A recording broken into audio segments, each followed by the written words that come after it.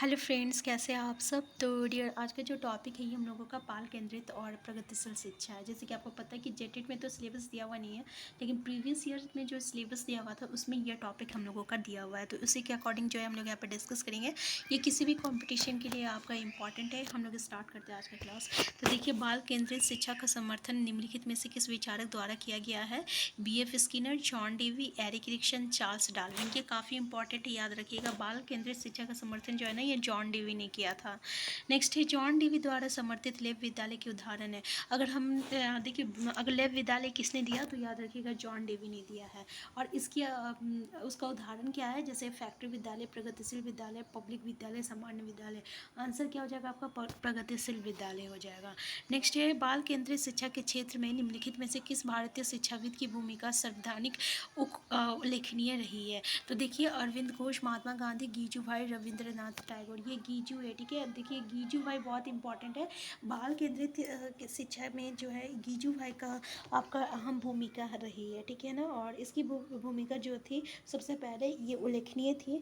और बाल केंद्रित शिक्षा के बारे में समझाने, इसे जो क्रियान्वित रूप देने के लिए उन्होंने क्या किया था कि इससे संबंधित कई प्रकार के पुस्तक की रचना भी की थी, ठीक है। तो आंसर क्या हो जाएगा आपका, गीजू भाई हो जाएगा। नेक्स्ट क्वेश्चन है आपका कि डैश शिक्षा के अंतर्गत पिछड़े हुए और मंदबुद्धि तथा प्रगति प्रतिभाशाली बालकों के लिए शिक्षा का विशेष पाठ्यक्रम देने का प्रयास किया जाता है। किसके अंतर्गत ये दिया जाता है, जो कि मंदबुद्धि बच्चे या जो प्रतिभाशाली बालक है उसके लिए एक विशेष पाठ्यक्रम देने का प्रयास किया जाता है। प्रगतिशील शिक्षा, नवीन शिक्षा, बाल केंद्रित शिक्षा, सर्व शिक्षा। तो ये आपका बाल केंद्रित शिक्षा के अंतर्गत दिया आता है। नेक्स्ट है, एक बाल केंद्रित शिक्षा में बच्चे सामान्यतः सीखते हैं। क्या सीखते हैं बच्चे, व्यक्तिगत और सामूहिक दोनों रूप में, मुख्य रूप से शिक्षक से, व्यक्तिगत रूप से समूह और समूह में। तो देखिए, व्यक्ति रूप से तो होगा ही और सामूहिक में भी होगा, ठीक है ना। तो मुख्य रूप से शिक्षक से। आंसर क्या हो जाएगा, व्यक्तिगत और सामूहिक दोनों रूपों से जो है बाल केंद्रित कक्षा में सीखते हैं बच्चे। नेक्स्ट क्वेश्चन है आपका, वर्तमान समय में बाल केंद्रित शिक्षा पर जोर दिया जाता है। निम्नलिखित में से कौन सी बाल केंद्रित शिक्षा की विशेषता नहीं है। जैसे बालक के सर्वांगीण विकास पर जोर देना, बालक के मनोविज्ञान को समझना, और बालक को केवल तथ्यात्मक ज्ञान के अवगत कराने पर जोर देना, या बालक के मनोविज्ञान को समझते हुए उसकी समस्याओं को दूर करना। क्वेश्चन क्या बोल रहा है कि कौन सा आपका बाल केंद्रित शिक्षा की विशेषता नहीं है। तो नेगेटिव का भाई क्या हो जाएगा, नेगेटिव हो जाएगा। तो यहाँ पे हम देखेंगे कि यहाँ पे नेगेटिव स्टेटमेंट कौन सा है। तो आंसर जो है आपका, आंसर यहाँ स्टेटमेंट 3 जो दीजिए, देखिए ऑप्शन 3, जिसमें कि बोला है कि बाल का केवल तथ्यात्मक ज्ञान, केवल देखिए, अगर हम आपको पता है CDP पेडालॉजी या किसी भी पेडालॉजी में, ठीक है, अगर आप SST का पेडालॉजी भी कीजिएगा या आप VVS का, अगर ये केवल वर्ड अगर आपको देखने को मिल जाए तो ये एक नेगेटिव टैग वर्ड है। और नेगेटिव टैग वर्ड देखने के साथ इसे एलिमिनेट कर दीजिएगा। तो नेगेटिव का क्या हो जाएगा, आंसर नेगेटिव हो जाएगा। आंसर क्या हो जाएगा आपका, आंसर 3 हो जाएगा। नेक्स्ट क्वेश्चन है, आजकल शिक्षा के विभिन्न आधारों पर विशेष जोर दिया जाता है। आधुनिक शिक्षा प्रणाली के एक समर्थक के रूप में आपके अनुसार बालक की शिक्षा निम्नलिखित में से किस पर आधारित होनी चाहिए। पहला, बालक के आर्थिक स्तर पर, सामाजिक स्तर पर, इच्छा एवं रुचि पर, या बालक की मूल प्रवृत्ति, प्रेरणाओं और या संवेगों पर। तो बिल्कुल सही है यहाँ पे कि बालक की मूल प्रवृत्ति, प्रेरणाओं और संवेगों पर जो है आधारित होनी चाहिए, ठीक है। तो इसमें क्वेश्चन आप समझ गए होंगे कि क्या बोल रहा है कि आज अभी का जो शिक्षा प्रणाली है तो विभिन्न आधारों पर विशेष जोर दिया जाता है।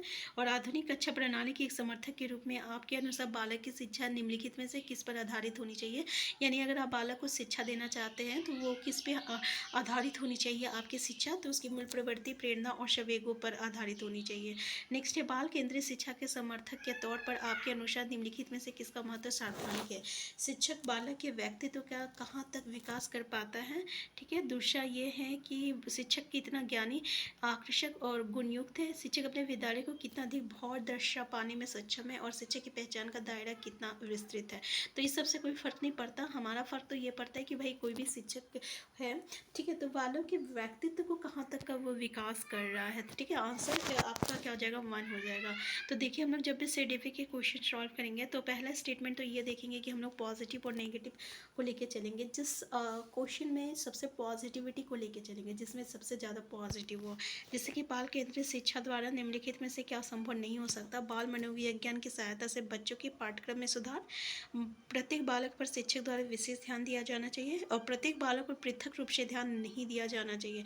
यहाँ पे बोल रहा है कि संभव नहीं हो सकता है, तो भाई नेगेटिव का आंसर क्या हो जाएगा, नेगेटिव हो जाएगा। क्योंकि हमें ना हर एक बच्चे पे जो है ध्यान देना चाहिए, पृथक रूप से भी ध्यान देना चाहिए। तो नेगेटिव का आंसर क्या हो जाएगा, नेगेटिव हो जाएगा, आंसर 3 हो जाएगा। नेक्स्ट है, बाल केंद्रित शिक्षा को व्यवहार में लाने वाले शिक्षक के लिए निम्नलिखित में से किसकी जानकारी रखना अधिक आवश्यक है। पहला, शिक्षक के लिए बालक के व्यवहार के मूल आधारों के बारे में जानने से अधिक आवश्यक ये है कि वो उसके परिवार के बारे में जाने। शिक्षक केवल बालक की रुचियों को जाने। शिक्षक को बालक के बारे में भले ही कुछ जानकारी ना हो, किंतु उसके परिवार की आर्थिक स्थिति के बारे में उसे अवश्य प्राप्त हो।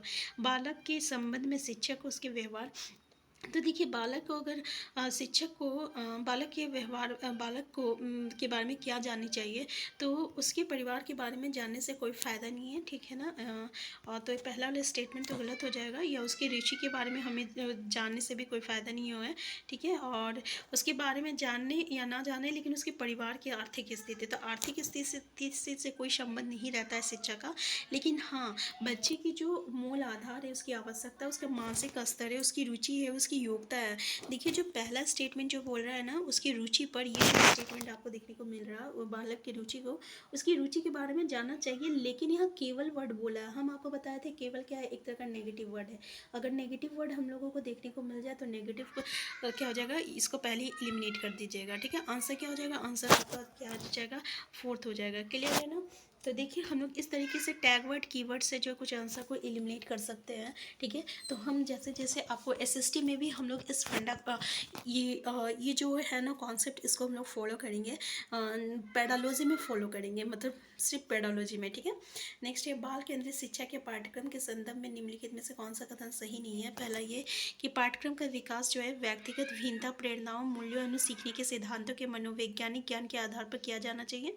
पाठ्यक्रम बनाने में शिक्षक ये ध्यान रखता है कि शिक्षार्थी की और समाज की क्या आवश्यकता है और सीखने की कौन सी क्रियाओं से ये आवश्यकता सर्वोत्तम रूप से पूर्ण हो सकती है। नेक्स्ट है, पाठ्यक्रम बनाते समय शिक्षक की आवश्यकताओं एवं विद्यालय में उपलब्ध सुविधाओं का ध्यान रखा जाना चाहिए और क्रियात्मक होने के लिए प्रत्येक पाठ्यक्रम एक समुचित मनोवैज्ञानिक आधार पर स्थापित हो। क्वेश्चन क्या बोल रहा है कि ये पाठ्यक्रम के संदर्भ में निम्नलिखित में से कौन सा कथन सत्य नहीं है। तो देखिए यहाँ पे बोल रहा है सत्य नहीं है बोल रहा है, तो अगर हम स्टेटमेंट पहला देखें तो स्टेटमेंट बोल रहा है कि विकास व्यक्तिगत भिन्नताओं, प्रेरणाओं, मूल्यों और सीखने के सिद्धांतों के मनोवैज्ञानिक ज्ञान के आधार पर किया जाना चाहिए। ये बिल्कुल सही है। और शिक्षक ये ध्यान रखता है कि शिक्षार्थी की और समाज की क्या आवश्यकता है, उसे सीखने की कौन सी क्रियाओं से ये आवश्यकता सर्वोत्तम रूप से पूर्ण हो सकती है, ये भी सही है।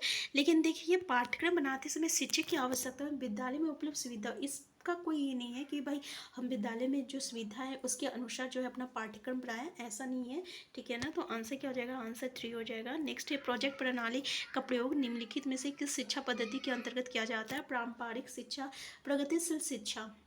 देखिए तो इस प्रोजेक्ट प्रणाली में क्या होता है, प्रगतिशील शिक्षा, क्योंकि प्रगतिशील शिक्षा में आपका क्या जो है ये आपका प्रोजेक्ट प्रणाली आता है। ऐसा क्वेश्चन पूछा जाता है कि आपको प्रगतिशील शिक्षा के अंतर्गत कौन सा शिक्षा पद्धति जो है हम लोग प्रयोग करते हैं, तो ये हम लोग प्रोजेक्ट प्रणाली को प्रयोग करते हैं। तो आंसर क्या हो जाएगा, आंसर बी हो जाएगा। नेक्स्ट क्वेश्चन है आपका कि प्रगतिशील शिक्षा के अंतर्गत निम्नलिखित में से किस बात का ध्यान रखा जाता है। इसमें शिक्षण विधि को अधिक व्यवहारिक करने पर जोर दिया जाता है। इसमें सिद्धांतों को, देखिए रटने जो है एक नेगेटिव कीवर्ड है, तो इसको हम लोग हटा देते हैं क्योंकि रट्टा पे कभी जोर नहीं देना है, और इसको देखते के साथ हटा दीजिए। इसमें बालक की प्रगति के लिए सैद्धांतिक शिक्षा दी जाती है, प्रगति के लिए नहीं, ठीक है ना। और इसमें केवल है तो केवल को नहीं, हटा दीजिए। इसका आंसर हो जाएगा, आपका आंसर 1 हो जाएगा। शिक्षण विधि के अधिक व्यवहारिक करने पर जोर दिया जाता है।